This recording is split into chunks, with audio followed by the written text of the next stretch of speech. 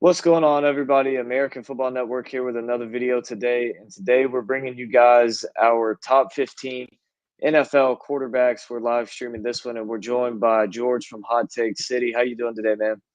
Doing good, bud. Doing good. Got a lot of hot takes for this top 15 list. Good to hear for sure. Yeah, we love the hot takes, and that's what you're known as on Twitter, Hot Take City. I got his link in the chat. Make sure you guys go and follow him over there. Check him out. He said he's going to be starting up YouTube soon, so we'll definitely help promote that as soon as he does. So yeah, what do you tell everybody just kind of what you do on Twitter and what kind of content you put out? So I mostly put out fantasy football content.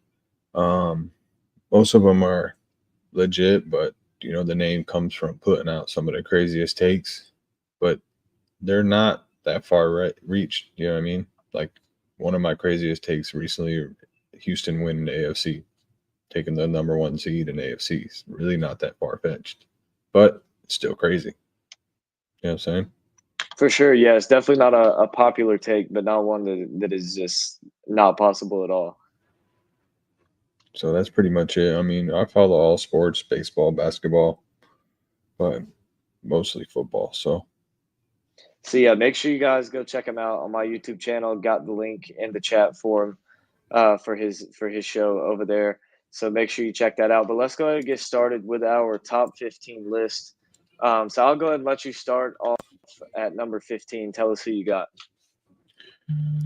so number 15, I'm gonna go with my sleeper for this year, and I'm gonna go with Daniel Jones for my number 15 this year.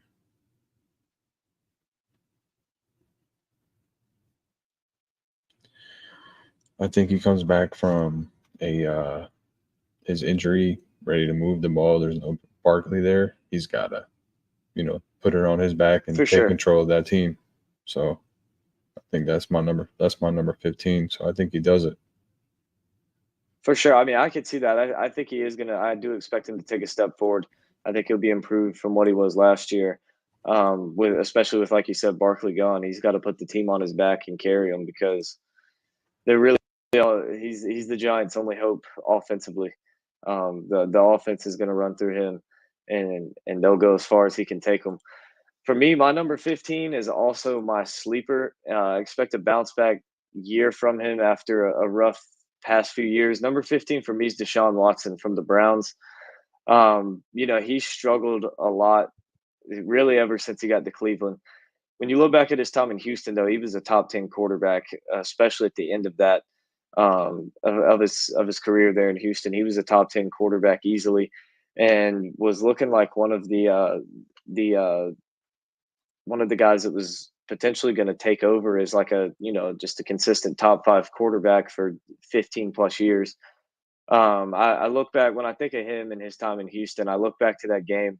I believe they were up 24-0 at one point in the second quarter against Kansas City, and they blew that. And I just wonder how things would have been differently with his situation in Houston and just his career path had they held on to win that game. But I expect big things from Watson this year. The Browns have added more talent offensively around him.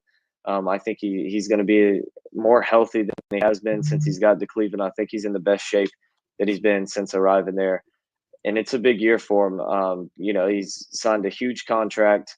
At the time, was the biggest guaranteed money any quarterback's ever gotten, and he hasn't delivered anything yet under that contract. The fans are not going to be patient forever and wait on him. So I think this is a big year for him, and I expect him to perform that way.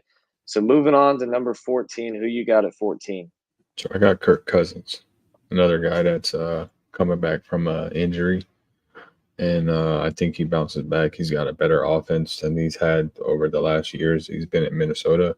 No disrespect to Justin Jefferson, obviously the best offense, but he's got more weapons in Atlanta than he's ever had in Minnesota, and definitely more weapons than he's ever had in Washington. So I think that if he comes out and he starts week one, I think he'll be in the top 15, could be possibly top 10. But right now, we just don't know his status. So I have him at 14. For sure, yeah, he's a guy who can definitely go up. I think him back there with Bijan Robinson is going to be fun to watch for Atlanta this year. And this is really the first running back that you could consider a true wide receiver out of the backfield that Cousins has played with in a long time for sure. Dalvin Cook, he caught a few passes, but this is the most explosive running back and just dual threat player that Kirk Cousins has been around. You look at Kyle Pitts. I think if a guy can get Kyle Pitts' full potential out, it's going to be Cousins for sure. A guy who's been around the game for a while and played with a bunch of great stars on the Yeah. outside. For me at number 14, I have another old head as well. I got Aaron Rodgers from the Jets. We don't really know what he's going to be like in this Jets team. Is we got about 4 plays out of him last year. Hopefully, he can stay healthy this year because I think this Jets team with a good Aaron Rodgers at quarterback could go a long ways. They have a top 5 defense in the league. They have a lot of weapons offensively for him, and I could see them being a threat in the AFC if Rodgers is healthy and plays up to his potential. So I have him at 14, kind of the same reason for you having Cousins at 14. You know that he's on a better offense than he's had in a while, and but he's coming off of injury, so you don't really know what he's going to do. So I have him at 14. I think he could jump up. I think he could fall down.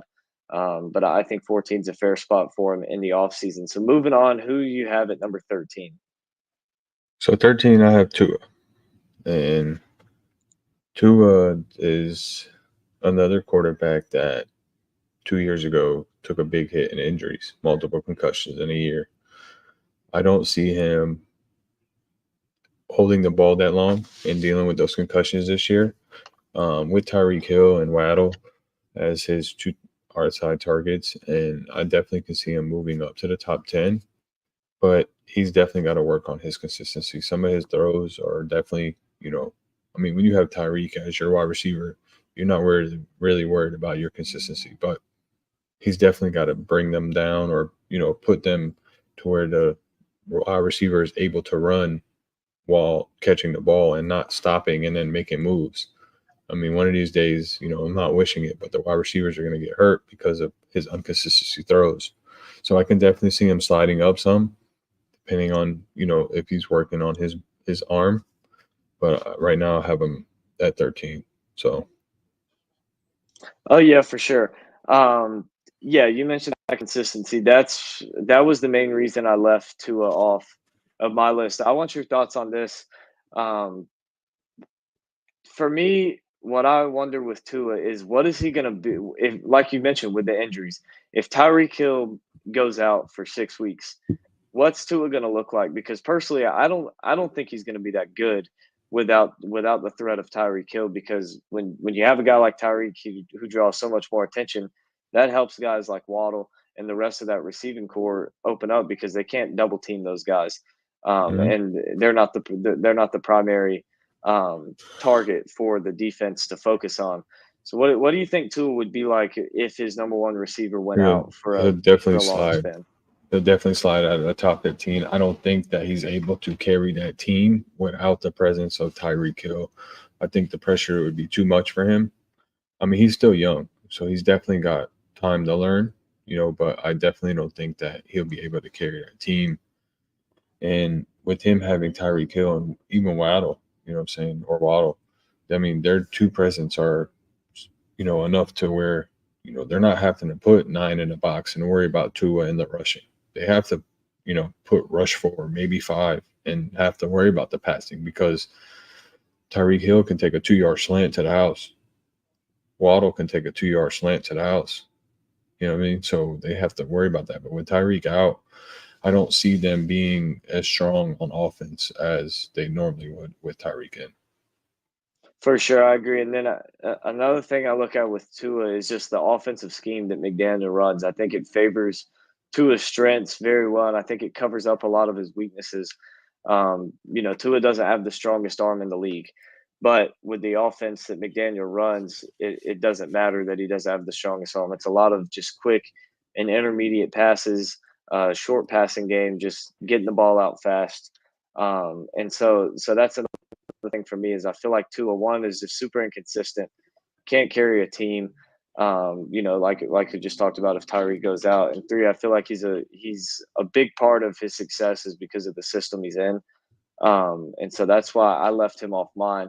For me at 13 is a guy who 2 years ago had a very big step forward, and then last year just completely disappeared off the map in the second half of the season. That's Trevor Lawrence, the quarterback for the Jaguars. I expect him to take a step forward this year. He loses Ridley, but they add a few other pieces around him. Bring in Gabe Davis. I'm not the biggest fan of, but I think overall the wide receiver room improved, even though you lose Ridley, just based off of just the way I expect guys to progress. You still have a lot of good talent all over that offense. The offensive line has gotten better. I expect a big year from his running back ETN as well. And so I think that all of those factors and even a better defense will help Trevor Lawrence to be a better player this year. I expect him to be a guy who takes another step forward in another year under Doug Peterson. So moving on to number 12, who do you have there? So number 12, to continue that chat of Trevor Lawrence, I have him at 12. And the reason why I have him at 12 and not the top 10 like some people, like you said, I mean, he definitely fell off in the second half, and he didn't perform like he did. I mean, he just got a big contract, 55 million a year, which I think he's overpaid a little bit. But like you said, they added Gabe Davis. They drafted Brian Thomas Jr. I think Brian Thomas Jr. is going to turn a lot of heads in that Jaguar offense. They still have Evan Ingram. Gabe Davis is going to be that guy where Trevor Lawrence throws it up and Gabe Davis is wide open down the field. I mean, he's going to have his up and downs. He's going to, go one game dropping almost 200 yards, 3 touchdowns, and then the next game, drop 0. So Gabe Davis definitely plays a part in that, but Brian Thomas Jr. is the outside wide receiver that's going to take a lot of those Ridley catches and help Trevor Lawrence perform the way he should perform and what he got paid to do for $55 million a year. So that's who I have at 12. Oh yeah, for sure. And you look at what the Jaguars and their, at least I don't know what the front office looked at when they brought in Ridley, but what the fans perceived it as was a move for a deep threat target at wide receiver. You have Christian Kirk, your short intermediate receiver. You have Evan Ingram for the short passes. Calvin Ridley and Zay Jones were the deep threat guys, and Calvin Ridley just never really was that. And so yeah, I think between the combo of Brian Thomas and Gabe Davis, you get a little mix of both. What Ridley was last year, and also the deep threat part of the game that Ridley just never was consistent at in Jacksonville. And so I think, yeah, Trevor Lawrence, I think he's going to take a step forward. But for me at number 12, I have Jared Goff from the Lions. To me, this is a guy who's a pretty solid quarterback. He's, most games he's not going to go out and win you the game, but he's never going to just lose you the game unless it's against the Niners in the NFC Championship. Then he might. But other than that, he's a solid, just very consistent quarterback. For the most part, you know what you're going to get out of him every single week. He's got a lot of talent around him.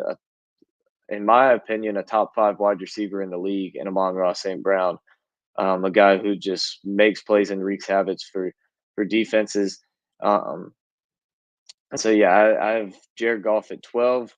Moving on to 11, who do you have at number 11? So I have Anthony Richardson at 11.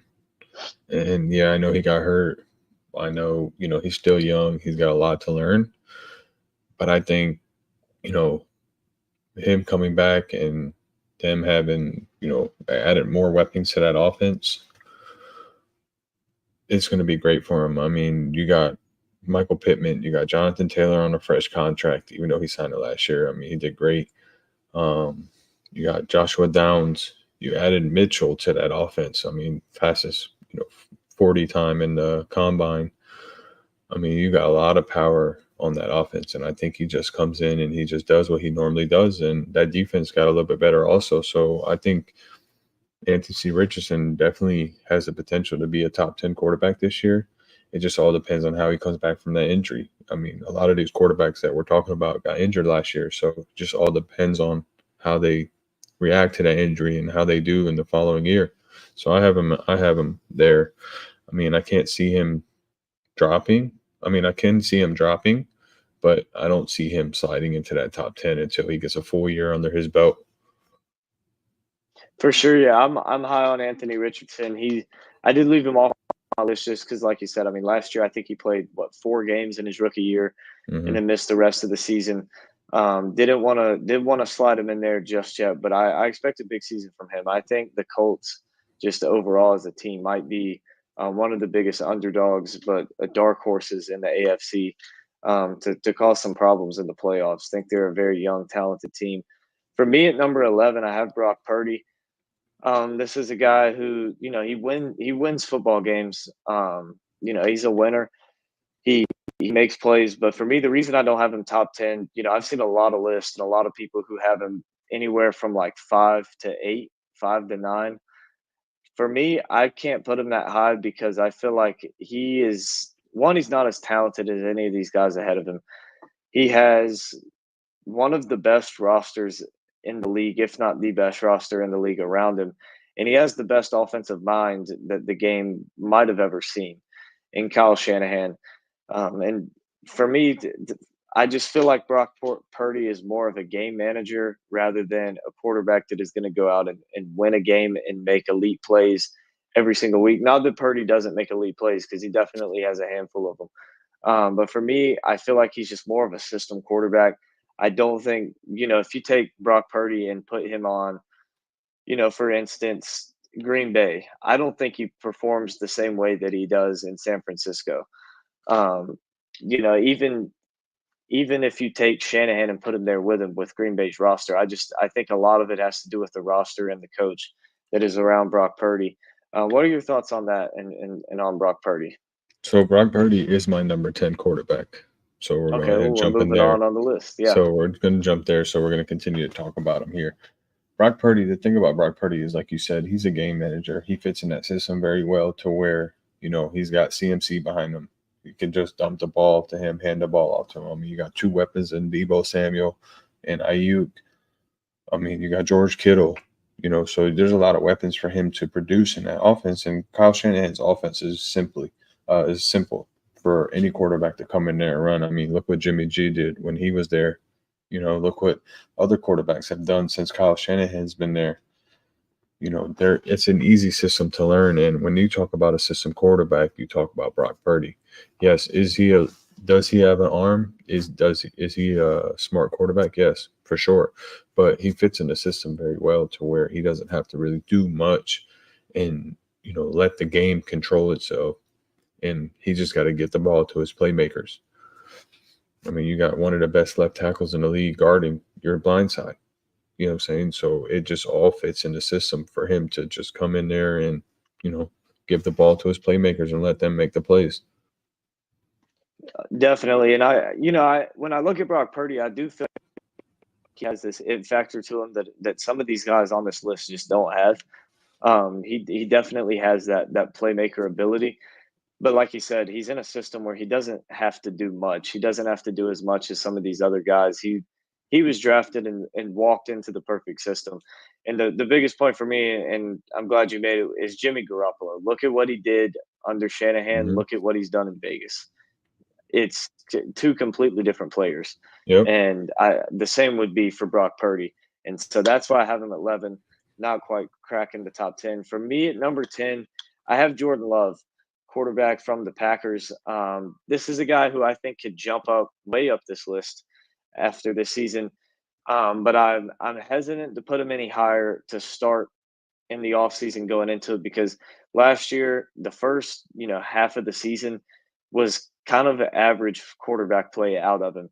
He really turned it on in the second half of the year, particularly in that Dallas game is kind of the one that everybody remembers, when Jordan Love and the Packers just lit him up.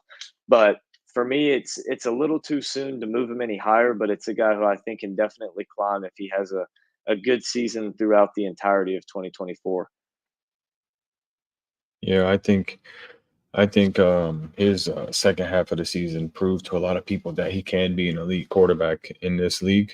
And I think this year he's going to make that an issue. And well, right now he's holding out, but I don't care about that. I mean, his I contract think I think situation. they'll have a deal by the end of the week. Yeah, his contract situation don't bother me at all. I think he comes in and he proves to the league that he is a top 5 quarterback. Even though I sat behind Aaron Rodgers for 4 years, but that doesn't mean anything. I'm going to show you how elite I am, and I think he comes in this year and he becomes a top 5 quarterback this year. For sure. So moving on, who do you have ranked number 9? So I have Jared Goff at 9, and I know a lot of people are going to hate that, but the reason why I have Jared Goff at 9, I mean, my number 1 wide receiver this year, I feel like is Amon St. Brown. So that's my rankings on Amon St. Brown. I think he is the number 1 wide receiver this year. So with that being said, I think Jared Goff takes that big step and does definitely get into that top 10. And at 9, him, it's not top 5. So, I mean, being at 9 for Jared Goff, having the year he had last year is a big, is big for him because he didn't have that, outstanding year, but he didn't have a bad year. You know what I'm saying? He definitely had above average year. This year, the connection between him and Amon St. Brown is going to be even better. You add Williams in there. You got Gibbs and Montgomery out the backfield. There's a lot of moving pieces here that, came late on together in the end of the season last year. And I think the biggest thing for the Lions and Jared Goff is Dan Campbell. That's going to be the issue. If Dan Campbell stays with that coaching style, I think he costs his team a lot of games in losing. But if he sticks to what he knows and what he does, I think Jared Goff is going to be a top 10 quarterback this year. For sure, yeah, like you said, not the best of seasons for him last year, but definitely an above average, just solid quarterback season. And I agree with you. I think that connection between him and all of his playmakers offensively is going to grow even more. I mean, you look at Gibbs and the impact he had last year as a rookie, now moving into year 2. I know they talk about sophomore slump, but I don't see him having one. No. I think there's too much talent around him, and I think Goff is a veteran, a good leader, and I think that he can help with that. I think that just when you look overall at him, he makes his team better. Just whether it's the plays he makes or his leadership. I'm a big fan of Jared Goff. For me at number 9, I have Matthew Stafford. This is a guy who's been an elite quarterback in the league for a while now. He doesn't get his. I feel like he's so slept on when really he's done so much. And I think that he's a guy now. After last year, we had a breakout receiver in Puka Nacua. You throw in a healthy Cooper Kupp, Kyron Williams at running back was another breakout star. I think that this offense has pieces, and this is a very good situation for Stafford to be successful in. I think that he has the arm talent and the IQ. And I think he's just an elite level quarterback that is going to have a very good season. And I think this Rams team is going to be pretty good. Have a solid offense under him. Just a big fan of Matthew Stafford. Yeah, I like Matthew Stafford this year, especially with Puka. And then, like you said, Cooper Kupp coming back, full season. And they got a lot to prove. I mean, no Aaron Donald on defense. So that team has to come together and play team ball. And they're going to have to show that they can play team ball and not rely on the superstars. Yes, Cooper Kupp. Puka is an up-and-coming superstar. Kyron Williams, another up-and-coming superstar, but their tight end their tight end room is a little bit questionable. I mean, they did sign Parkinson's to a 3-year deal, so we're going to have to see how that works. But overall, they definitely have to play team ball. So I can definitely see Matt Stafford cracking the top 10 this year for sure. For sure. At number 8, who do you have? So number 8, it was a little bit of who to choose, who not to choose. I mean, there's a lot of questionables here. I mean, I have to go with CJ Stroud at 8. And the reason why is, he had a phenomenal rookie year. And I'm not taking anything from him. But I don't think he does better than what he did last year. I think he takes a step back. Not too big of a step, but I think he takes a step back and, not so much of a sophomore slump, but, his sophomore season. See what I'm saying? So them adding Diggs and Tank Dell coming back to a full season. Adding Mixon is obviously big for him, but I don't think he's gonna go above and beyond over the year he had last year as a rookie. So that's who I have at 8. Which is funny because I also have CJ Stroud at 8, and for similar reasons. They add a bunch of pieces around him, but it just, I don't know. It doesn't feel like he's going to play up to the same level that he did last year. And not that he's going to be bad this year. Just I don't think he's going to be quite as good as he was last year. And even as good as he was last year, he still made a lot. If you go back and watch him, he made a lot of rookie mistakes throughout the season. And I feel like now that people have film on him, I think that he will take a bit of a step back. He doesn't have an offensive genius as head coach like a guy like Jordan Love does, going into his second season as a starting quarterback. He doesn't have that. D'Amico Ryan's more of a defensive guy. And so I think that also kind of plays into effect to a CJ Stroud. But I think Stroud is still going to have a very good, and I think he's going to be a lead quarterback in the league for a while. I think when people make these top 15, top 10 quarterback lists for the next 10 years, Stroud's going to be on them, and in the top 10. But I do see him not being a top 5 quarterback this year. Not quite. I think next year might be the year for him. So at number 7, who do you have there? So at number 7, I have, I don't know how people are going to react to this, but I have Justin Herbert. And the reason why I have Justin Herbert at 7 is because of the weapons he has around him. He doesn't have that Keenan Allen, Mike Williams, Austin Eckler anymore. He has a completely different offense now. New coach. Yeah, what Harvard did in Michigan was run. But he knows that with Justin Herbert as his quarterback, he's going to have to throw. So I think he's in for a big year. His numbers might not look pretty, but I think, he definitely has top 10 numbers with yards and touchdowns. So I can see him being in the top 10 this year. For sure. Yeah, I think he's going to have a very good season. For me at number 7, I have Dak Prescott. This is a guy who I think is a very good quarterback. It helps he has CeeDee Lamb out there as his primary target, but this is a guy who performs even when Lamb isn't on the field. It's a guy who wins games in the regular season, always has the Cowboys competitive.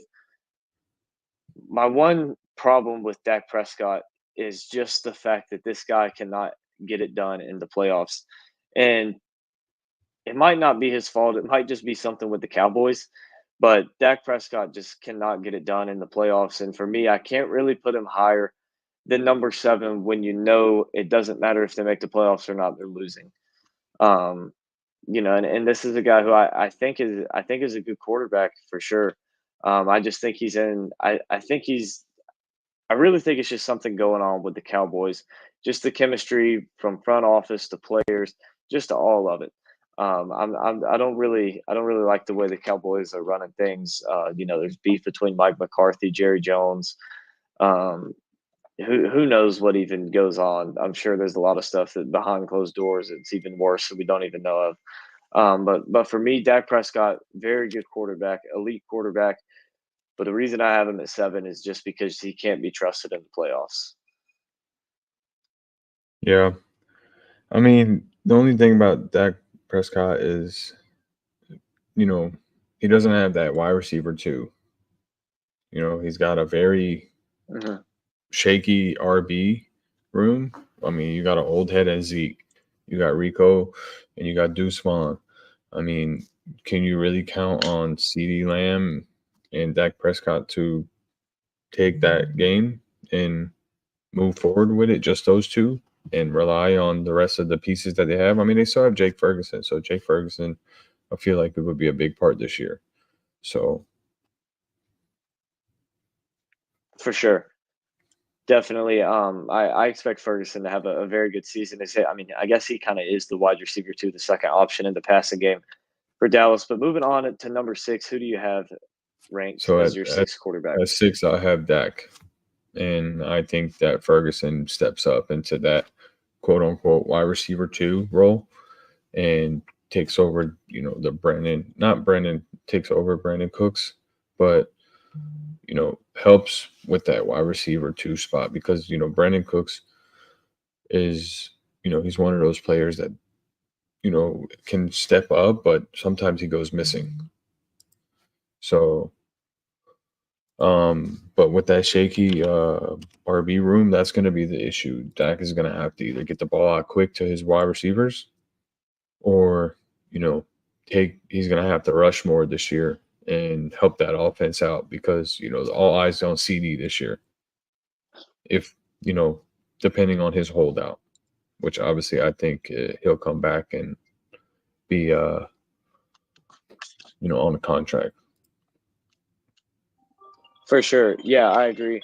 Um, and when I look at just the Cowboys as while we're on this subject with them, the biggest yeah, like you said, the biggest thing for me is like we talked about with the Dolphins. All right, they have Tyreek Hill, which opens up a lot of options for another elite receiver in Jalen Waddle and guys behind Tyreek Hill. When I look at the Cowboys, you got CeeDee Lamb, but you don't have a guy at wide receiver 2 who can consistently beat one-on-one coverage against the second cornerback on a team. I feel like most CB2s on these NFL rosters are able to keep up and take care of whoever ends up being wide receiver 2 for Dallas. I expect that to be kind of a rotating thing on the outside a little bit throughout this season. Um, but yeah, those are my biggest things with Dak Prescott. At Yeah, I number have to 6, I agree. have Jalen Hurts. I have Jalen Hurts. This is a guy who, he had a good season. What was it, 2 years ago? Last season, I feel like he was kind of slept on a little bit. I feel like he was, people don't understand that he actually had a pretty solid season last year. Just wasn't up to the level of the year before. And just the Eagles as a team didn't perform up to the level that they did the year before. And for me, the biggest thing this year for Jalen Hurts and why I can't move him up anymore is I don't really know what's going on with Nick Sirianni and just the Eagles front office. I think Jalen Hurts has all the pieces offensively around him to be elite. I think he has the talent to be elite, but I think he will be held back, and just the Eagles in general will be held back a little bit by what's going on with the front offices and just whatever the drama is in Philly. Yeah, I can definitely see him. I mean, me personally, I didn't put Jalen Hurts on this list because not in a disrespectful way, but in a way that I don't think that he puts up the big numbers with having Saquon back there, and yeah, AJ Brown and Devontae Smith, they're great. Don't get me wrong, and Dallas Goedert is also great, but I don't see him having to get the ball out quicker. Um, making big plays on his own. I see a lot more rushing plays and a lot more dump balls to Barkley. And, I just don't see Hurts having a big. Now, he's going to have his fantasy year. Now, by all means, his fantasy year will be there, but I don't see him having big numbers this year, to be honest with you. So I left Hurts off this list. I could see that. I could see with Saquon and the new additions. I could see that for sure. I could definitely see it. I think that if I had to pick of my top 10 quarterbacks to fall out of the top 10, I think Hurts would be a guy that I think does fall out of the top 10. He would be the one for me. But moving on, who do you have at number 5? So at number 5, I don't even know if I mentioned him. Have I even talked about Jordan Love? Not yet. Okay, well, there's my 5. And because I lost my list that I actually wrote. So at 5, I have Jordan Love. And the reason why I have Jordan Love at 5 is he is the quarterback in the last maybe 10 years that's able to grow with his wide receivers and his wide receivers being so young. And the addition to having Josh Jacobs on that team is going to relieve so much pressure off of Jordan Love and not having to worry about, is his RB1 hurt? Is his RB1 coming to play the game? Josh Jacobs hasn't missed, near as many games as Aaron Jones has. So, and then also drafting Marshall and Lloyd. I mean, that's another big help. I mean, and I honestly think Jalen Reed and Deontay Wicks are going to be the 1 and 2, and Christian Watson coming in there and taking some snaps from Wicks. I mean, not snaps, but yards from Wicks, because Christian Watson's hammy is, one's bigger than the other. I know everyone's heard that story. And so I can definitely see him cracking the top 5, being a whole season under his belt if he played like he did last second half of the season. For sure, I agree. And like I said, just based off, for me, the first half of the season and just overall last year, I didn't quite have him in my top 5. I had him back at 10. I think he's a guy who could definitely finish top 5. I like your point about Josh Jacobs. To me, that was the biggest addition this offseason. He's a guy like him, and I love Marshawn Lloyd as well. I think that for the Packers, he's going to be kind of that gadget guy, a guy that you hand the ball off to from the backfield. You do jet sweeps, even run him out, line him up in the slot outside. I think Lloyd is going to be moved around a lot this year in a lot of unique ways for Green Bay. But for me at number 5, I have Lamar Jackson. This is a guy who won MVP last year, is a guy who has that was his second one. He's constantly making highlight reel plays, and I'm a big fan of Lamar Jackson. The reason I have him at number 5 is just from a pure passing standpoint. I don't think he's better than the 4 guys ahead of him, but I do love Lamar Jackson. I love the talent he has around him. I think that he's a guy who doesn't have that true just elite receiving core just all the way through like some of these guys ahead of him do. Yet he performs and delivers on the same level that they do. And that's what I love most about Lamar Jackson is he just makes it happen. He makes plays happen. He's a winning quarterback and he wins the game for his team. So moving on, who do you have at number 4? So at number 4, I have Lamar Jackson. And going back to what you said, the addition of Derrick Henry, he doesn't have to run as much and not have, like, his throwing is not going to be there. And the reason why I say that is it's going to be quick dump offs. Zay Flowers on a slant, Isaiah Likely, they already came out and said that he's going to be part of the passing offense. Mark Andrews coming back. So not a lot of pressure on Lamar Jackson this year. And I don't think he's better than the 3 in front of him passing, obviously. But his rushing comes in play, meaning, a lot of, read options and giving the ball to Derrick Henry. I mean, he hasn't had a running back like Derrick Henry since he's been in the league.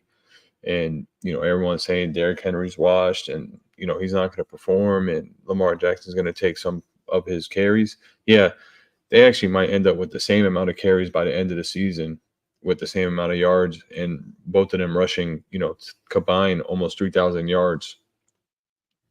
I see a big year for both of them, and them being together is going to be, a whole different ball game for these teams that they're going to have to face, because it's not just Lamar watching Lamar anymore. It's watching Lamar and Derrick Henry. And we've seen what, Derrick Henry's done in the past with his stiff arms and his moves. So definitely. I'm excited to see that 1-2 punch in the backfield. Real quick before I get to my number 4, looks like Big Draft Energy's talking a little bit of smack to you, saying that is shout out to Big Draft Energy. He had a great stream today. I was watching, and also He is a co-host on my space this Saturday. So if you want to, and you know, definitely come tune in. We do a hot take space where everybody you know, comes crazy takes in there, and we talk about football. So Yes, definitely make sure you guys go check that out. Big Draft Energy. Appreciate you checking us out. Go follow him on Twitter. Subscribe to him on YouTube. Check him out. Support him. But for me, my number 4 quarterback is going to be Justin Herbert, a guy you already had on your list. I'm putting him at 4. When I look at this style of offense that Harbaugh is going to bring in, yes, Herbert may have honestly he does. He has the worst weapons of any quarterback on this mhm. list that I have, and of any core. I know we had a few different guys. The worst weapons of any quarterback you've had. What he does have is one of the best offensive lines, particularly at the tackles. At left tackle, you're going to have Rashawn Slater. At right tackle, you're going to have Joe Alt. Or they may be switched. I doubt they will, but they might be switched. When you look at the style of offense that Harbaugh wants to run, it's a lot of getting the tight ends involved in the short passing game. And I look at who they drafted in Lad McConkey at wide receiver in that short passing game. I think he's going to be elite and have a huge season for the Chargers. A guy like Brendan Rice and his speed. I think he's going to be another one that just has a huge season in the short passing game. And for me, that I think that'll open it up for your deep threat targets like Josh Palmer and Quentin Johnson. I think that could really help this team out a lot. And when I look at just pure arm talent, Justin Herbert is the most arm talented quarterback in the NFL. Mahomes can do the different angles and just the crazy off balance throw, but nobody can drop back and throw a football farther and more powerful than Justin Herbert can. And I think Justin Herbert is a top 5 quarterback. I think if for me, what I look back on the most is the opportunity the Dolphins missed out when they took Tua over Herbert. If Miami takes Justin Herbert instead of Tua and they have the They win the roster Super around Bowl. them, They win the they've Super already Bowl. won 1, if not 2, without a doubt. And it's just I'm not even a Dolphins fan, and I was mad when they Yeah. made that pick. No, they definitely win a Um, Super Bowl if Justin Herbert's on that Dolphins team, especially with the addition of Tyreek Hill after Tua's first year. Technically speaking, it would have been Herbert's first year. They definitely win a ring. for sure, without a doubt.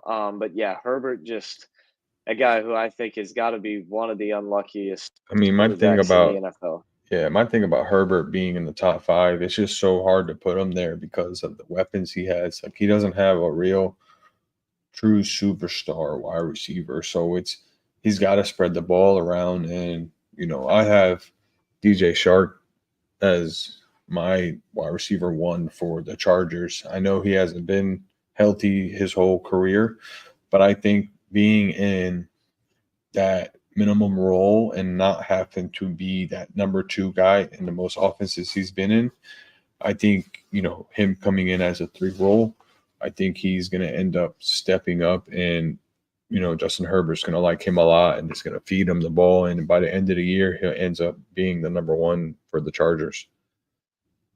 I could see that. Yeah, I think DJ Chark is going to thrive in this offense. I think the biggest thing for me that I feel like is going to really help Justin Herbert this year, though, is Brandon Staley should go to jail for what he did to that defense with how that defense played, considering he was supposed to be a defensive genius and all the talent on the field. When I look at Jim Harbaugh, this defense is going to be vastly improved.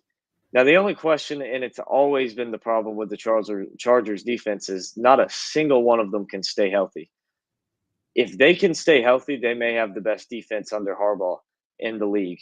They definitely have a top 5 talented defense. When you just look at the playmakers they have all over the field, I think the defense is going to be vastly improved, and I think that'll also help take some stress off Herbert.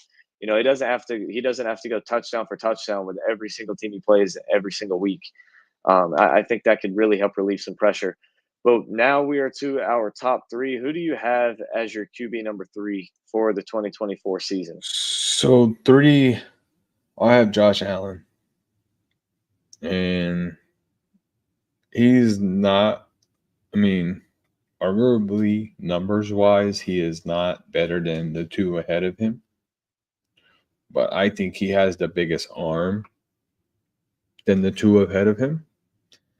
And with him having no real weapons, like X Factor weapons, and Diggs leaving, the only person I see getting most of the targets is going to be the tight end room, right off the bat, because that's who he feels more comfortable with. And also Shakir. Shakir is going to step up into that wide receiver 2 role until Allen becomes comfortable with Coleman. And, then Coleman eventually will take that number 1 spot. But I see him coming in at the 3 spot in the NFL season, despite not having no X factors. And James Cook is going to be a lot, in the dump off, action, getting a lot of, receptions for the from Allen. So I can definitely see Allen being in the top 3 this year because he's going to have to put the team on his back and do it himself. Completely agree. That's who I have at number 3, and I'm thinking we may have the same top 3. We definitely. Well, I don't know. You are Hot Take City, so you may throw something in that I don't see coming. But No, it's pretty yeah, basic. The top 2. I agree with you on Josh Allen. I think that he has a lot of young talent around him, but like you said with Shakir and Coleman, none of it's proven yet. None of it's developed. I think given 2 or 3 years, he may have that elite X factor weapon in Coleman, but it's not going to be this year unless just something crazy happens that nobody sees coming. And like you said, he has the best physical traits of any of the quarterbacks ahead of him, and honestly, in my opinion, any of them, just from an overall physical standpoint, better than Mm-hmm. anybody on any of the lists. He's the most Yeah, physically gifted quarterback in the league. definitely agree with that. But I mean, Just going back to the the Coleman, power. Go ahead. going back to the Coleman thing. Sorry to cut you off. I've No, you're watched good. him play at Florida State. I'm a big Knowles fan, so I watched him play at Florida State, and some of the plays that he made every Saturday were just outstanding, and plays that I've never seen, happen in the NFL. With some of these rookies the last couple of years. So I definitely think, going into this draft, I mean, Marvin Harrison obviously is your most elite out of the rookie class, but I think Coleman is right behind him. I think, listen, Malik Neighbors is great. I'm a Giants fan. I'm happy we have him. Don't get me wrong. Rome Odun's got a long way to go with the 2 weapons in front of him, but I think Coleman is right up there for most yards for rookie of the year, and could potentially take that rookie of the year from in the 2024 season. So I agree. And my biggest thing on Coleman is he was elite at Florida State. But what I'd like to go back to from his college career is when he was at Michigan State. At Florida State, he had a good quarterback. He had other playmakers around him. At Michigan State, he had nothing around him yeah, other than Kenneth Walker for a year, and he was still just as elite as he was at Florida State. yep, And it was just insane to see that the defense knows if it's a pass play, he's the first target. That's who they're looking for every single play. And he still just performed and was an elite receiver. I think he's going to be great. I just don't know if he's going to be that elite top 5 receiver year 1. I think you can. I think he'll definitely be top 15 wide receivers in the league. I think he'll be in the running for rookie of the year. I just don't think he'll be that that yeah. No, I don't see him being top 5 overall, but I definitely see him being in the running for the rookie of the year, for sure. and definitely potentially being the best rookie wide receiver number wise. Obviously, not talent I could definitely wise, see it. but number wise, I think that he has the potential to be the number 1 wide receiver rookie wise. I could definitely see it. So moving on, number 2, who do you got there? So number 2, I have Joe Burrow. Injury or not, I don't care. Joe Burrow is probably one of the most pure passers in the league. I mean, his arm consistency, his accuracy, his movement, his IQ, he knowing, what to do on every play. I mean, I was watching videos of him, and, there was videos of him talking to certain people and telling them, there's sometimes where the 2 years ago or a year ago, the Mike would go out and he'd come up with plays on his own, and he'd run the whole drive on his own. I mean, just pure athlete when it comes to that position, and with the weapons he has, just makes it even better. For sure, yeah, and no disagreement here. That's who I have at number 2. Like you said, injury or not, I don't care if he broke his neck last year. If they say he's healthy and he's coming back to play this year, he's the number 2 quarterback in the league. Just so consistent. He's got elite weapons all over the field for him. And like you said, there's not really much left to say. You covered it all with the dude. Joe Burrow, elite quarterback. You can't argue he's the second best quarterback in the league. No, you can't. And you really can't. You can't argue with who we have at number 1. Go ahead and tell us who we got. Daniel Jones. No, I'm just joking. Patrick Mahomes. I mean, there's no questions asked. I mean, back-to-back champion. He's already got 3 rings, been to 5. I mean, there's no questions asked. Patrick Mahomes is by far one of the most dynamic quarterbacks we've seen in history. He might not be the GOAT, but he's definitely one of, the most athletic quarterback we've ever seen to play that position. I mean, his rushing is not there, but he's definitely, up there. I definitely give him like a top 5 status of, all-time quarterbacks when it comes to eliteness, to be honest with you. Exactly, you have to. And I mean, you look back at last year. Travis Kelce didn't have as good as a year as he's had in past years. The Chiefs have no wide receiver 1, a lot of drops and a lot of problems in the wide receiver room early on in the season and even throughout the rest of the season. Mahomes had a down year for what he's done the last few years, yet still he took this team to the Super Bowl and he made winning plays that won them the Super Bowl as well. He's top 5 all time. He may catch Brady. We'll see. He's still got a good ways to go before he gets there. He's got to go win 4 more before he ties him for Super Bowls. But Mahomes, without a doubt, the number 1 quarterback in the league. If you say otherwise, then you're just trolling.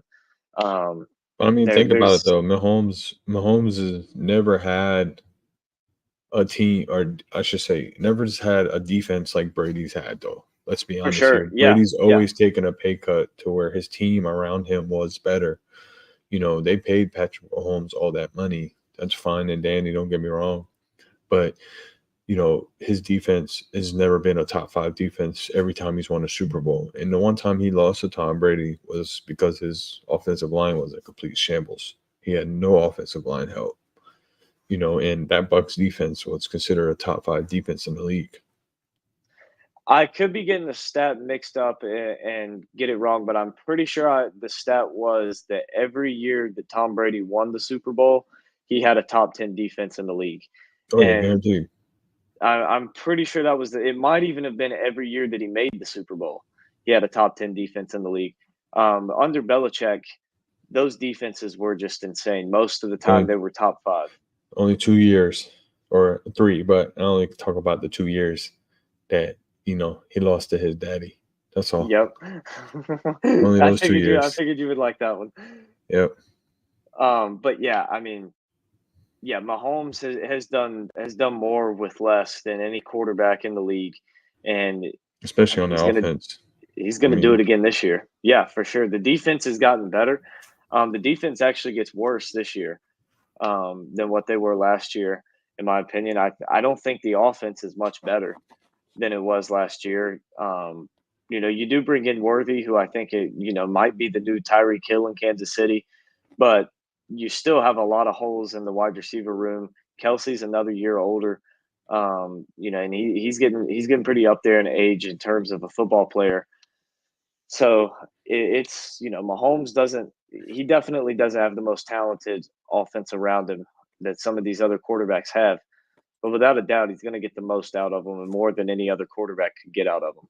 And all I got to say is please don't fall for that Worthy hype in training camp like everyone fell for the Kadarius Toney hype.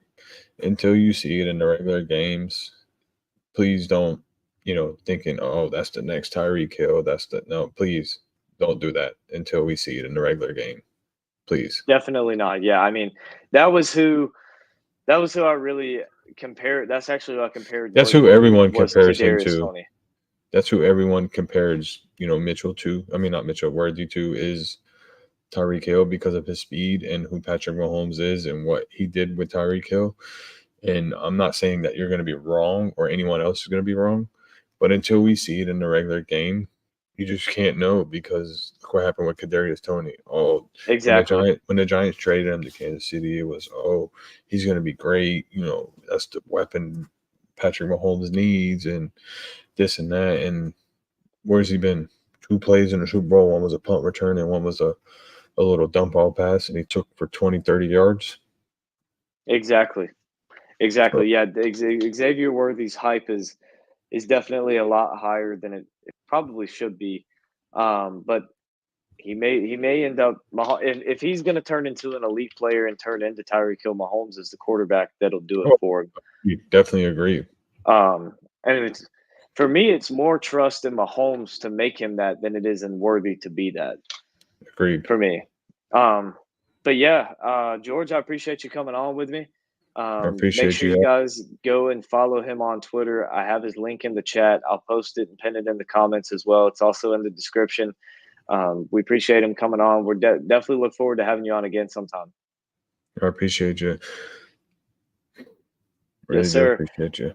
So that wraps up today's stream. We appreciate everybody watching, and we will see you guys next time.